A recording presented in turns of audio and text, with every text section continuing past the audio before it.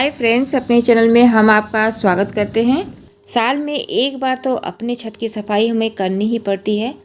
तो देख सकते हैं सारे प्लांट्स जो मेरे बिखरे पड़े हैं इधर से उधर। मैंने सारे प्लांट्स को इधर उधर बिखेर दिया है ताकि मैं छत की सफाई कर सकूं।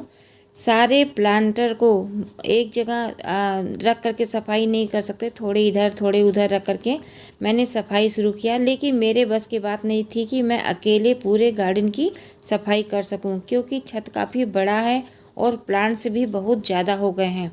धीरे धीरे हमारे प्लांट्स की संख्या बढ़ती जाती है, उसी तरीके से पॉट की भी संख्या बढ़ती जाती है और पौधे भी काफ़ी बड़े होने लगते हैं। जब पौधे बड़े होते हैं, प्लांटर भी बड़े हो जाते हैं, तो हमको अकेले गार्डनिंग मतलब प्लांट्स छत को सफाई करना बहुत मुश्किल काम हो जाता है। तो ये साल का एक बहुत बड़ा हार्ड वर्क होता है जो आप अपने गार्डन की सफाई करते हैं।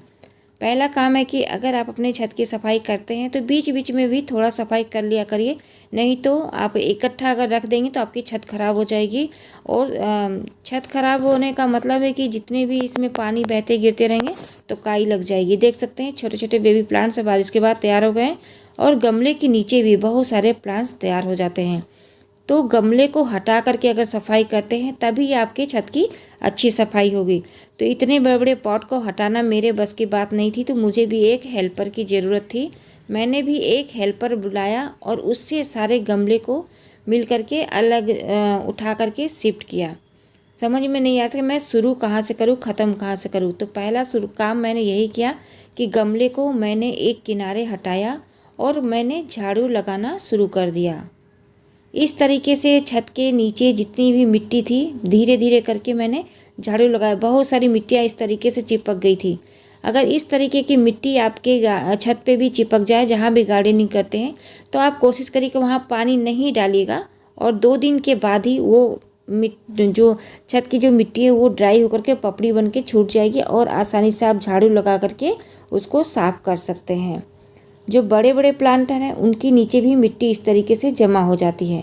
तो आप प्लांट को जो बड़े बड़े पॉट है प्लांटर है उनको आप खिसका करके धीरे धीरे झाड़ू की सहायता से आप सारी मिट्टी को निकाल लीजिए।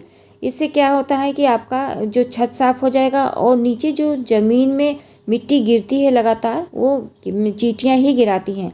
इससे क्या होगा कि आपके जो पौधे में चींटियाँ लग रही हैं वो भी कम हो जाएंगी और छत की भी सफाई हो जाएगी और किसी भी प्रकार का आपके पौधे में फंगस नहीं लगेगा। तो जितनी मिट्टी इकट्ठी करेंगे हम इसमें को भी हम पौधे में ही डाल देंगे। आप देख सकते हैं सबसे मेहनत का काम मेरा ये था कि मुझे अपने पॉट की सफाई करना। मतलब जो वाटर लिली का प्लांट्स है ये काफ़ी बड़े बड़े पॉट में लगे हैं, मतलब टब में लगे हुए हैं। इनकी सफाई करना मेरे अकेले के बस की नहीं थी, लेकिन मुझे करना पड़ा क्योंकि फर्स्ट डे तो मैंने वर्कर को बुला लिया था और आज मैं अकेले ही कर रही हूँ। तो एक हाथ से मतलब कैमरा पकड़ी, थोड़ी सी हिल सकता है कैमरा, तो देख सकते हैं। तो सबसे बड़ा काम यही होता है कि अगर आपने वाटर लिली प्लांट्स लगाए हैं, अगर आपने उसकी सफाई नहीं की है तो साल में एक बार सफाई कर दीजिए। और अभी का समय बेस्ट है इसकी सफाई करने का। तो आपको क्या करना है कि इनको सारे जो पानी भरे हुए हैं टब में उनको पलट दीजिए और पूरे प्लांट्स को भी निकाल लीजिए, पौधे से प्लांट्स को भी गमले से निकाल दीजिए। इस तरीके से देख सकते हैं कितनी सारी इसमें जड़ बन करके तैयार हो गई है। जब ज़्यादा जड़ हो जाएगी तो हमारे पौधे की जो बढ़त होती है ना थोड़ी कम हो जाती है, मतलब न्यू बेबी प्लांट ज़्यादा नहीं निकलते हैं। तो आपको इन जड़ों को हटा करके अलग करना है। तो इसको भी मुझे अलग करना बड़ा मेहनत का काम लगा, क्योंकि मैं जब इसको अलग करती हूँ तो पूरा दिन मेरा इसमें चला जाता है। तो पहले दिन तो मैंने छत की सफाई की, आज दूसरा दिन मैं इन पॉट की सफाई कर रही हूँ। सारे पॉट के मिट्टी को निकाल दी हूँ और जितने प्लांट इसमें लगे हुए हैं उनको भी मैं सारे निकाल करके अब एक एक करके इनको अलग करूँगी। तो देखिए कितना वज़न हो जाता है, मतलब जो ये मिट्टी होती है इसकी ये काफ़ी वज़न और मतलब हार्ड, मतलब वज़न हो जाता है। इसको अलग करना भी बहुत बड़ा काम है। इसके बाद ये देखिए इसकी जड़ें जो है इतनी बंध गई है कि ये जल्दी नहीं निकलती है, तो इसको मुझे कटिंग कर करके निकालना पड़ेगा।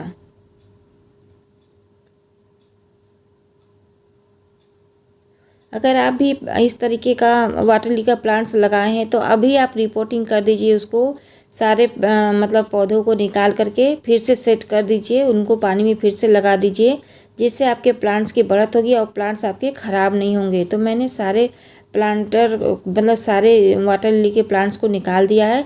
अब इनकी जड़ों की मैं कटिंग करूँगी धीरे धीरे, ताकि मैं कुछ प्लांट, ज़्यादा नहीं, सारे मैं फेंक दूँगी, क्योंकि ज़्यादा रखने से कोई फ़ायदा नहीं, अपने आप खुद भी बढ़ते रहते हैं। तो इनको मैं निकाल करके अलग, जितनी जड़ हैं इसको निकाल करके अलग कर लेंगे।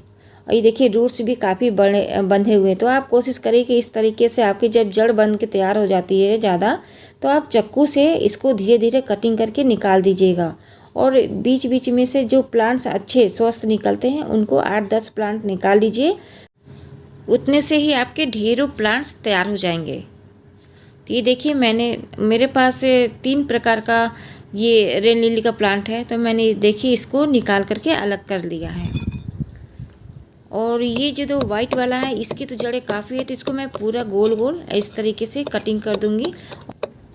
बीच में जो प्लांट्स बड़े बड़े हैं उनको छोड़ दूंगी, किनारे के जितने बेबी प्लांट्स हैं उनको मैं निकाल करके हटा दूंगी बाहर, और बीच से ही बहुत सारे प्लांट्स तैयार हो जाएंगे।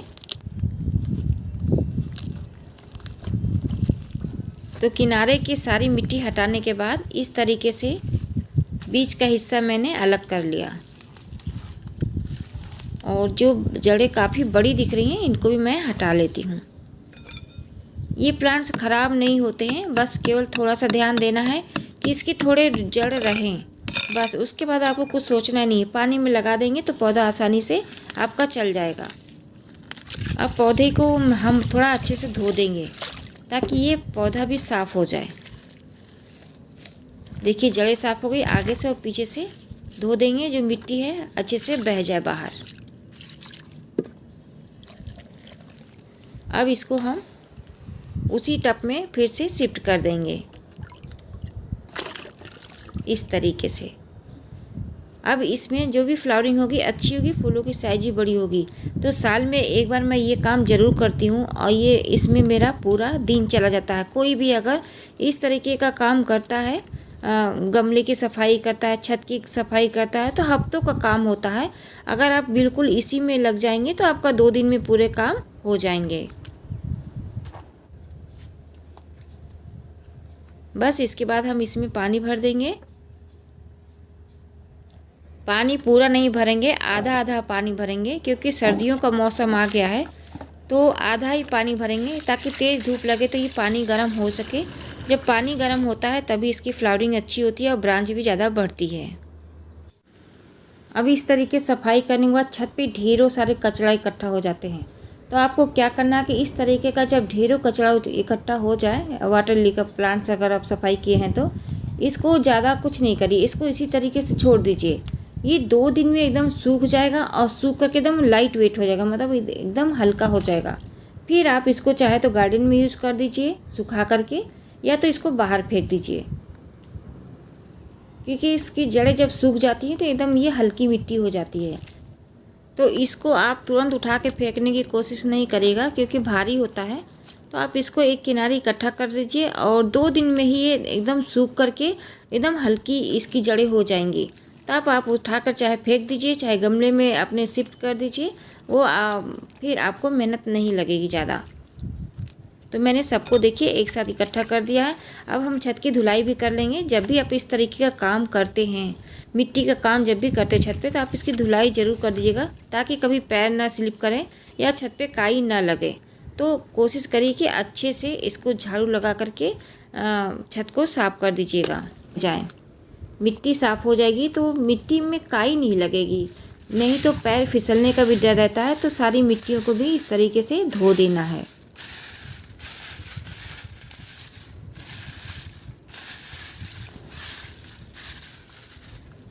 आगे है कि जो प्लांट्स हमारे जो पत्तियां सूख गई हैं, जैसे ये देख सकते हैं बैजंती का पौधा है, इसके जो प्लांट्स फूल निकल जाते हैं, तो इस तरीके से कुछ पौधे सूख जाते हैं। तो इनको भी हम कटिंग करके निकाल देंगे, ताकि छत साफ़ लगे, तो पूरी छत ही अच्छे से साफ़ हो सके। इसमें भी बहुत मेहनत लगता है। इसको भी कटिंग करके हटाइए या तो पत्तियों को उखाड़िए, थोड़ा जल्दी निकलता नहीं है। अगर कटिंग करके हटाते या चाकू से आप कटिंग करेंगे तो ये आसानी से निकल जाएगा। और इस तरीके से मैंने रख दिया इसको डिकम्पोज होने के लिए ड्रम में। जो प्लांट्स में फ्लावरिंग नहीं होगी, अब गर्मी का जो पौधा है इसको हमने ऊपर शिफ्ट कर दिया है, लेकिन अभी जब छत की सफाई हो जाएगी तो इसे भी हम नीचे शिफ्ट कर देंगे। आप चाहे तो इन प्लांट्स को एक ही गमले में रख सकते हैं, क्योंकि इस समय प्लांटर भी कम होने लगते हैं, पॉट भी कम होने लगते हैं। तो आप चाहे तो सारे प्लांट्स को निकाल करके, जो गर्मी वाले हैं, जो कई पौधे हैं, उनको एक गमले में शिफ्ट कर सकते हैं। इस तरीके से हमने पूरे गार्डन की सफाई कर दी। अब इसमें हम डाल रहे हैं फंगीसाइड, ताकि हमारे प्लांट्स में किसी भी प्रकार के इंसेक्ट का अटैक ना हो और हमारे प्लांट्स में हैवी फ्लावरिंग हो और पौधा काफ़ी हेल्दी से बढ़ता रहे। आई होप कि अगर ये वीडियो आप देखे होंगे तो आपको भी मन करेगा अपने गार्डन की सफाई करने का, और आप अपने प्लांट्स को भी खूबसूरत बना सकते हैं, अपनी छत की भी सफाई कर सकते हैं। इस तरीके से प्लांट्स भी काफ़ी हेल्दी हो जाएंगे और किसी भी कीड़े मकोड़े का डर नहीं रहेगा। आप चाहे गार्डनिंग छत पे करते हो या बालकनी में करते हो या ज़मीन पे करते हो, आपके पौधे भी हेल्दी रहेंगे और आपका गार्डन भी हेल्दी रहेगा।